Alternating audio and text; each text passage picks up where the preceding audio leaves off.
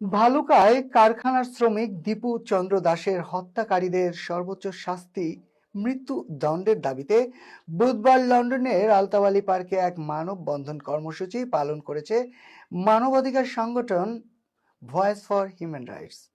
এ নিয়ে বিস্তারিত থাকছে রিপোর্টে।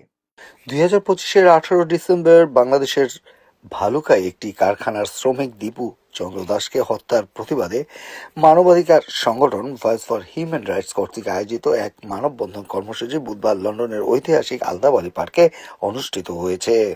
সংগঠনের সহসভাপতি মুহিম তালুকদারের সভাপতিত্বে ও সাধারণ সম্পাদক সাদমান শরীফের পরিচালনায় এতে প্রধান অতিথির বক্তব্য রাখেন যুক্তরাজ্য আওয়ামী লীগের সাংগঠনিক সম্পাদক আব্দুল আহাদ চৌধুরী। প্রধান বক্তা হিসেবে উপস্থিত ছিলেন ভয়েস ফর হিউম্যান রাইটসের প্রধান উপদেষ্টা ফজলে রাব্বি শরণ।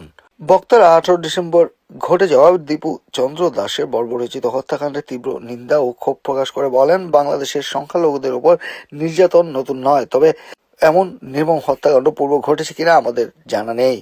যদিও হত্যাকাণ্ডে জড়িত 12 জন গ্রেফতার হয়েছেন, আমরা এই হত্যাকাণ্ডে জড়িতদের সর্বোচ্চ সাজা মৃত্যুদণ্ডের জন্য জোর দাবি জানাচ্ছি।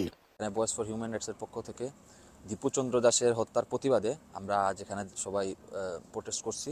আমরা চাই তার হত্যার বিচার যাতে খুব দ্রুত সময়ের মধ্যে বাংলাদেশের মাটিতে বিচার হয়। আপনারা দেখেছেন সম্প্রতি এই গত কয়েকদিন আগে দীপু চন্দ্র দাস নামে একজনকে হত্যা করে এবং গাছের সাথে ঝুলিয়ে পুড়িয়ে মারা হচ্ছে। আমরা চাই এর সুষ্ঠু বিচার হোক এবং বাংলাদেশে যেভাবে এখন মব সন্ত্রাস কায়েম হচ্ছে এর থেকে মানুষ যাতে আইনের বিচার পায়। আজকে আমরা সবাই একসাথে হয়েছি ভয়েস ফর হিউম্যান রাইটস এর পক্ষ থেকে দীপু চন্দ্র দাসের হত্যাকাণ্ডের প্রতিবাদে। আরো বক্তব্য রাখেন সংগঠনের সহসভাপতি সোহাগ জাদু, নুসরাত জাহান পর্ণা, যুগ্ম সাধারণ সম্পাদক কুতুবুদ্দিন, রাশিদুল হাসান, সাংগঠনিক সম্পাদক নজরুল ইসলাম, সংখ্যালঘু সম্পাদক গৌতম কুমার সেন, মহিলা বিষয়ক সম্পাদক মরিয়ম বেগম, সমাজ কল্যাণ বিষয়ক সম্পাদক মোহাম্মদ জুনেদ, গণমাধ্যম বিষয়ক সম্পাদক মোহাম্মদ রনি, সংখ্যালঘু সম্পাদক শাহিদা আক্তার রিবা সহ অনেকে। আমরা বাংলাদেশের বর্তমান যে পরিস্থিতি তার আন্তর্জাতিক মানবাধিকার যার সংগঠন আছে তাদের দৃষ্টি আকর্ষণ করার জন্য আপনারা জানেন যে সম্প্রতি বাংলাদেশে দীপু চন্দ্র দাস নামের একজন সংখ্যালঘু যুবককে যেভাবে পিটিয়ে হত্যা করেছে সেটার প্রতিবাদ জানাতে এবং সংখ্যালঘু যুবক দীপু চন্দ্র দাসকে আগুনে জীবিত তাকে পুড়িয়ে মারা হয়েছে, তার এখনো সুষ্ঠু কোনো বিচার আমরা পাইনি, আমরা দেখিনি।